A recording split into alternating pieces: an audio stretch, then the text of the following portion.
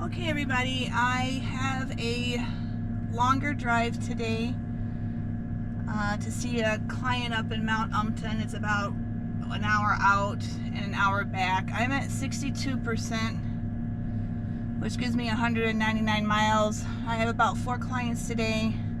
I actually do have enough charge on the battery to be able to do my whole entire drive to see everybody, but it'd get me back home or to a charger around 18%, which is perfectly acceptable. I don't have a problem with that, but there are a few things that I need to do afterwards, so I am just going to go ahead and charge it up a little bit before my first client.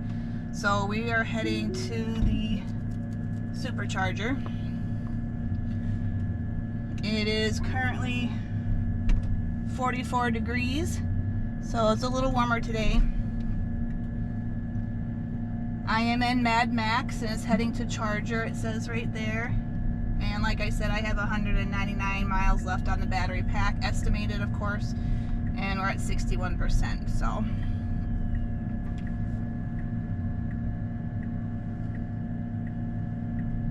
I currently still do supercharging. I have a year free of supercharging. I do not have a level 2 at the house just yet. That is going to be a major project. A few $1,000s for that because they have to tunnel under the ground to gain access to my power source, circuit breaker, fuse box, whatever, circuit breaker that's in the house. That is one of the downsides of having a detached garage or nowhere on the property to be able to park the car next to the house. If I had a spot next to the house, this wouldn't be an issue. It'd just be a very simple and much less expensive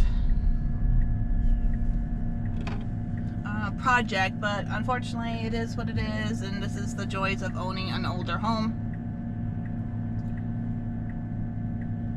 If I ever built a home in the future, I would certainly get everything set up for a level 2 charger in the home for myself or anybody buying the house after me.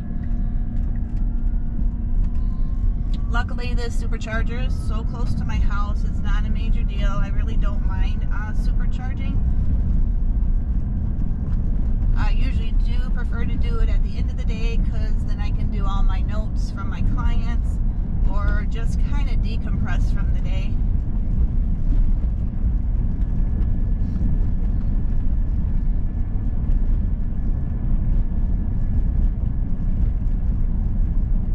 And the nice thing too is this supercharger is on the way to my first client, so it's very, very convenient just to stop here, and then when it's done I will continue on.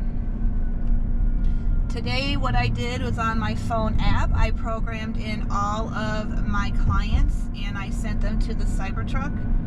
So we will see how it navigates and how it retains all that information from when I go in and come back out.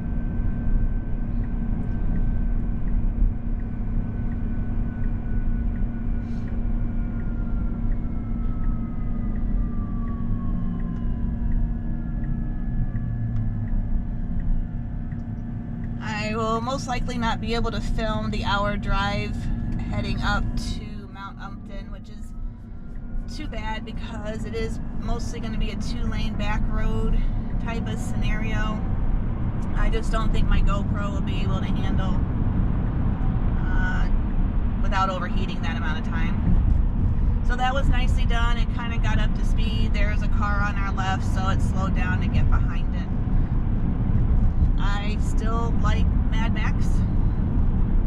I'm really happy with version 14, and I watched Chuck Cook this morning, and apparently there's 14.2. I have not gotten that yet. I believe he got it yesterday. I don't think there's any major updates, just some little tweaks here and there on that version, but it'll make it for a nicer drive, and I think it's going to respond to emergency vehicles and objects and debris in the road. It's a 4-minute video, a little over 4 minutes, if you want to go check it out. And that's Chuck Cook.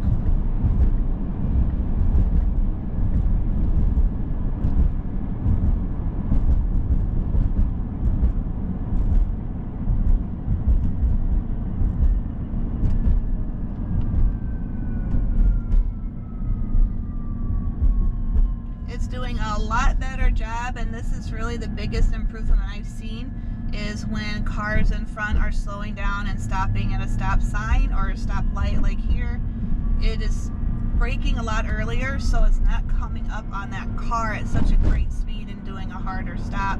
And I've also noticed that it's creating a little bit more distance. And you guys probably couldn't see it, but this car over here on the right, this black Subaru, there was a car in front of it that was turning right, and this one decided to be impatient and try to go around it. The Cybertruck actually picked it up and moved us a little slightly to the left to give that car room. It probably isn't noticeable on the filming or what you could see, but I could feel it. It was just very slight and subtle, and I do like seeing that kind of behavior.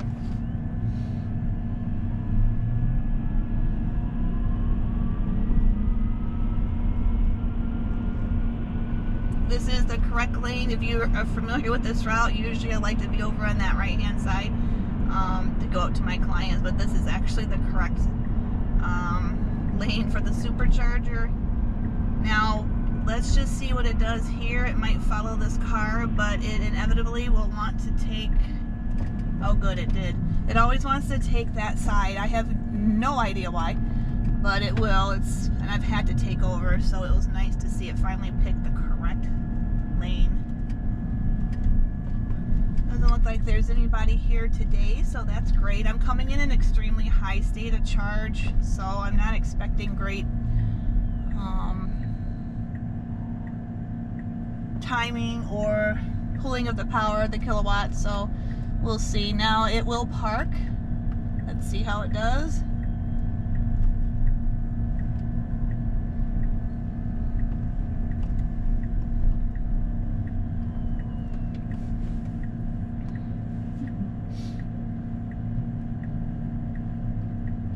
Very smooth. I don't know if you see my other videos where I actually selected the button and how jittery it was.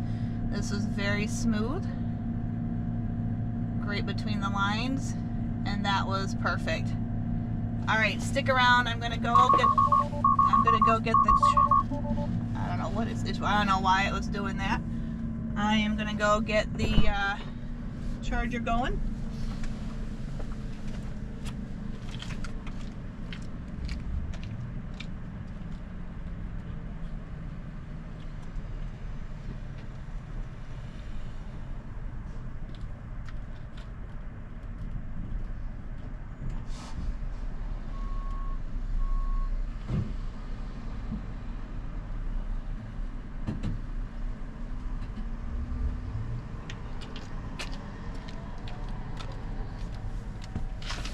I don't know why it threw up the red. I don't know why it threw up the red hands on that one. I really do not.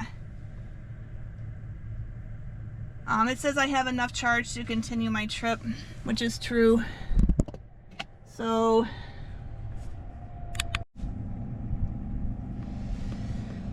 there's our charging right now.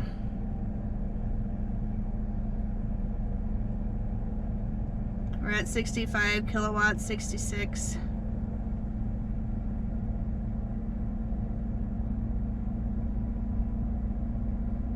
So it looks like it's going to probably be staying at about 66. So, all right, we will catch you on the next one. Take care.